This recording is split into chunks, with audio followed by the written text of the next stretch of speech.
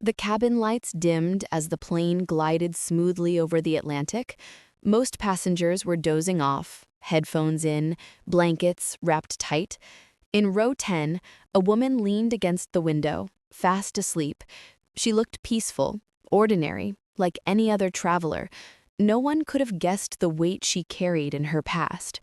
Suddenly, the captain's voice broke through the quiet hum. "Ladies and gentlemen, we have a medical emergency. Our co-pilot has collapsed. We need assistance immediately.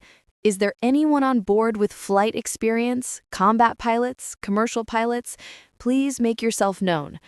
A ripple of panic spread. Passengers sat up straight, eyes darting around. A few gasped, some prayed under their breath. Row 10 stirred. The woman blinked awake, disoriented, until the words sank in. Slowly, she unbuckled her seatbelt, stood, and walked down the aisle. "I can help," she said softly. The crew looked at her almost doubtful. She was just a young woman in jeans and a sweater, not the image of a rescuer. "Ma'am, do you have any flying experience?" a flight attendant asked nervously. The woman met her eyes firmly. "Yes, combat experience." Murmurs swept through the cabin.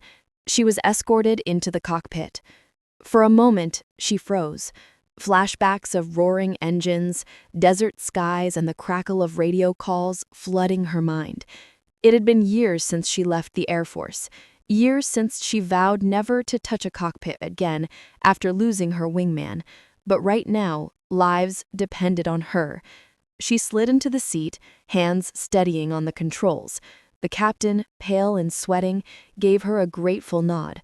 "You're in charge, Lieutenant." Her heart skipped. No one had called her that in so long. As turbulence rocked the plane, panic broke out in the cabin. Children cried, a man shouted a prayer, but in the cockpit, her voice was calm, commanding. "Ladies and gentlemen, this is your acting pilot. Stay calm, we're going to land safely." The storm clouds outside churned, lightning flashing across the wings. Every passenger held their breath. For 40 tense minutes, she guided the jet through darkness, her training resurfacing like muscle memory. Then, finally, runway lights appeared in the distance.